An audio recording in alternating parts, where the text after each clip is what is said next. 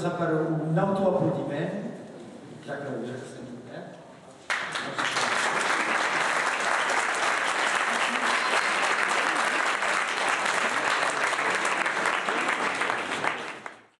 Relat. Com cada primer dijous de mes, anem a prendre una xocolata desfeta al carrer Petit Xot. Però no vaig poder anar més lluny de la botiga de paraires del número 17, ja que una noia em va aturar, amb l'aire malhumorat. Era força bonica. Cuina de llengua catalana podria ser una bona definició. O sigui, en tot cas no és ni assaig ni ficció, no és novel·la, són el que se'n diu exercicis d'estil. És a dir, explicar una petita història de diferents maneres. De fet, 123 vegades diferents de 123 maneres diferents.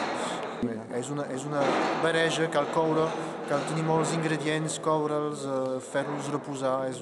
Cada text és una manera diferent d'explicar una història. A vegades són exercicis i tot, no?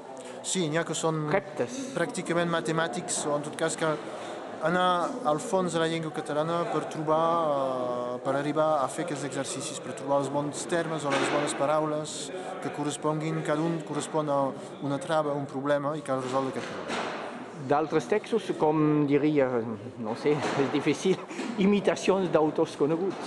Sí, és això, se diu pastitx, és a dir, escriure a la manera de Josep Pla, de Jacint Verdaguer, d'Ausiàs Marc, de Lluís Llach també, i així de l'Enric Casasses, d'uns quants altres. Molta feina? Molta feina, sí, però una feina extraordinàriament agradable per mi, ho vaig passar molt bé fent-ho, vaig passar moltes hores durant molt de temps, i espero que aquest ple que he tingut es pugui comunicar a lector. Per cert, és la segona edició? Tercera edició. Tercera edició? Sí. Però ha sortit quan? Al mes de gener. Al mes de gener, en pocs mesos? Sí, funciona bastant. Hi ha un boca-orella bastant fort. Per parlar de funcionar, cal dir que la presentació d'avui era molt concorreguda, que no hi havia lloc per seure. Sí, he tingut el temps de comptar una mica la gent. Hi havia 95 persones, que francament és molt bé, està molt bé. Sí, per una cosa totalment catalana, en català, d'aquí, va molt més enllà que aquí, però la gent que ha vingut eren d'aquí, bàsicament. Sí, totalment. Hi havia gent diferent, Sebastià Girard, Gerard Jaquet, Roger Costa, Vicent Madremany, Júlia Taurinyà, que han aportat cada un la seva manera de dir, de llegir aquests textos, de cantar-los a vegades, que jo m'he quedat meravellat de tot el que han fet. I em sembla que és un llibre que dona molt per compartir, perquè com que són coses molt diferents, cadascú pot intentar trobar el que li va millor. Donc, bona xocolata desfeta, per cert, és el tema bàsic, diguem, el tema bàsic és la llengua, però la xocolata ven a molts escrits o tots? Pràcticament a tots. Pràcticament a tots. És una afició personal, la xocolata desfeta? Una antiga afició, ara me n'he de jovenet? Sí. La sap fer, almenys? No. No. Gràcies, adeu. Perquè veieu de què va. En Sebastià hauria hagut d'explicar, però no ho ha fet, llavors ho he de fer jo. És la mateixa història. Aquesta història que us he llegit... Joan Lluís, bona tarda. Bona tarda. I bona tarda als nostres oients. Parlem avui de la impressionant novel·la de Joan Lluís, Xocolata desfeta, que és un llibre que pot espantar pel seu gruix. Sí, perquè té més de 1.000 pàgines, oi? Sí, això, sí. Doncs sí, però no us espanteu perquè és una novel·la absolutament apassionant, ja ho veureu. Sí, és un veritable tour de força, com diuen en francès, oi? No ho sé, diria que és una novel·la. Sí, una novel·la trepidant que comença aquí mateix a Barcelona, concretament al carrer Petritxol.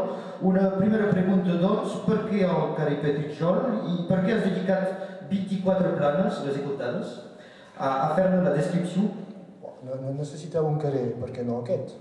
Sí, esclar. Cal dir que és apassionant seguir el pas del protagonista per aquest carrer on va, caldria dir-ho ja, on va prendre xocolata desfeta, perquè la xocolata té un paper de primera magnitud en aquesta novel·la, oi? Com et va venir aquesta idea d'associar la xocolata als tripijocs polítics i religiosos del Vaticà i dels grupuscles alquimistes? Em va venir un dimarts que plovia i la resta va ser posar-se a escriure. Sí, tant que et vas posar a escriure. Més de 1.000 pàgines, us imagineu? Bé, doncs aquest llibre comença al carrer Petritxol, més exactament al número 17 del carrer Petritxol, davant d'una botiga de paraigües que més tard tindran un paper fonamental en la resolució que es diu Cris Puig Febrer, top amb una noia que l'agredeix. Es pot dir que sense aquesta agressió que menen Cris a les portes de la mort no hi hauria novel·la, oi? Sí, és evident. Doncs sí, és evident.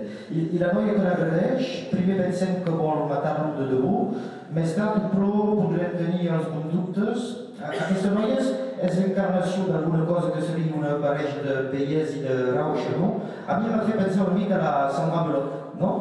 Caldrà pensar si mai se fa una adaptació al cinema de la teva novel·la, perquè aquesta novel·la és molt cinematogràfica, diria jo, no? I tant. Doncs això sí, sí. I d'aquest programa, des d'aquest programa... No és una teoria, és la profecia d'una endevina boja. Ah, sí, efectivament. Ara ho tinc més clar, però bé, doncs, jo, si pogués fer una altra pregunta